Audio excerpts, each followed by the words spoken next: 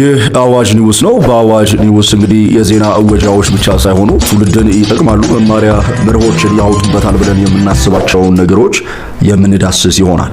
የዛሬው የዜና እወጃችን ትንሽ አስደናቂ የሚያደርገው እንዲህ ይለናል። የ31 ዓመቱ ጎረምሳ የ12ቱን ዓመት ሕፃን በተክሊል አገባ። እርግጥ የሚሆኑ ነገሮች፣ የሚደረጉ የሚፈጸሙ ነገሮች ጆሮን ጭው የሚያደርጉ ከሆኑ ውለው አድረዋል። የሚጠይቅ ሰው ግን ለምን፣ አሁን፣ እንዴት፣ በማን፣ ምን ያመለክታል የሚለውን ያያል። እርግጥ የዘመኑን ምልክቶች በአግባቡ ካላወቀ ወይ ስምንተኛው ሺህ የትም ነገር ሲፈጸም አይ የመጨረሻው ዘመን ይህ ሰው የሚለው የመጨረሻው ማረፊያው ቃሉን። ነገር ግን የዘመኑን ምልክት ለዘመኑ እንተውና ዛሬ ላይ የሆኑ ያሉ ልንማርባቸው የሚገቡትን ነገሮች እያነሳን እናውጋለን። የ31 ዓመቱ ጎረምሳ የ12 ዓመቷን ሕፃን በተክሊል አገባ። ይህ አነጋጋሪ ድርጊት የተፈጸመው ጎጃም ከሞጣ ወጣ ብሎ ገንደወይኒ ወረዳ ውስጥ ሲሆን መረጃውንም ያወጡት በሚያስደንቅ ሁኔታ በአጋጣሚው በሌላ ፕሮግራም በሌላ ስራ ስፍራው ላይ የተገኙ የሕግ ባለሙያዎች እንደሆኑ መረጃዎች ያሳያሉ።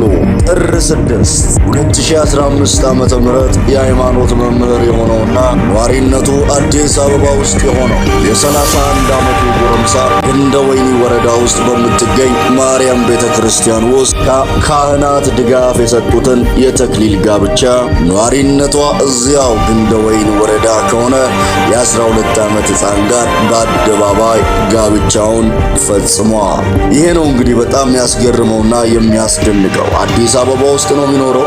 ታዲያ አዲስ አበባ ውስጥ መኖሩ ብቻም ሳይሆን አዲስ አበባ ውስጥ አገልጋይ እንደሆነ የሚታወቅ ነው። እንግዲህ ለጋብቻውም እውቅና እንደተሰጠው የምንመለከተው ይሆናል። ካህናት ድጋፍ እንደሰጡት እናያለን። ዝም ብሎ ከመሬት ተነስቶም ይሆን አይደለም ይህ የተክሊል ጋብቻ።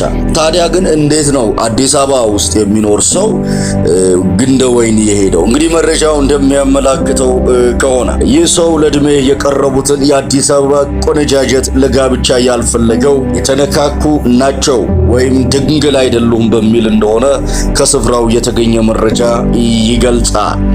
ገጠር ወርዶም እድሜያቸው ከፍ ያሉትን ያልመረጠበት ምክንያት እነሱም የተነካኩ ናቸው ወይንም ድንግል አይደሉም በሚል ነው። ግለሰቡ እዚህ ድረስ የወረደው እንግዲህ ልጃገረድ ፍለጋ፣ ያ የልጃገረድነት ዋጋው።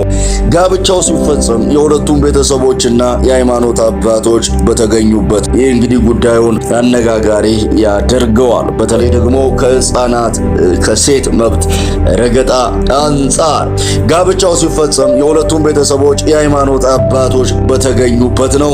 የኢትዮጵያ ኦርቶዶክስ ቤተክርስቲያን ይህንን ያለ ዕድሜ ጋብቻ እንደማትፈቅድ እንደምታወግዝ እሙን ነው፣ እውነት ነው። ለየትኛውም የሀገሪቱ ሕግ በየትኛውም የሀገሪቱ ሕግ ይህ ጋብቻ ወንጀልና ወንጀል ነው። ለመሆኑ በቁርባን የተፈጸመው የተክሊል ጋብቻ ቤተክርስቲያኒቱ እንዴት ታየዋለች? እውቅና የሰጡትስ ካህናቶች ምን ይላሉ? የአካባቢውስ የሕግ አካላት እንዴት ይህንን ጋብቻ አይተው እንዳላዩ ሊያልፉ ቻሉ? ነው አሁንም በአካባቢው ይህ ጋብቻ ሕጋዊ ጋብቻ ነው። ብቻ ጉዳዩ ከሴቶች ብቻ ሳይሆን ከሕፃናት መብት አንጻር እንዴት ይታያል? ይህንን ጋብቻ በሚመለከት በሚገባ ዝም ብሎ ሊታለፍ የሚገባው እንዳልሆነ አዋጅ ኒውስ ዜና ወጃም ግሩፕ ያምናል፣ ሚዲያም ያምናል።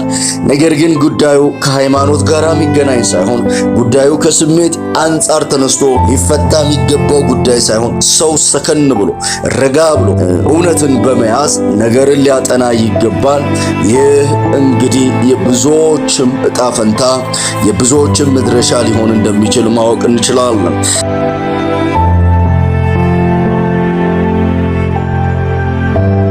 ይህ ከሕፃናት መብት አንጻር ይህንን አካል ይህ ጉዳይ የሚመለከተውም አካል አፋጣኝ እርምጃ ይውሰድ እንላለን።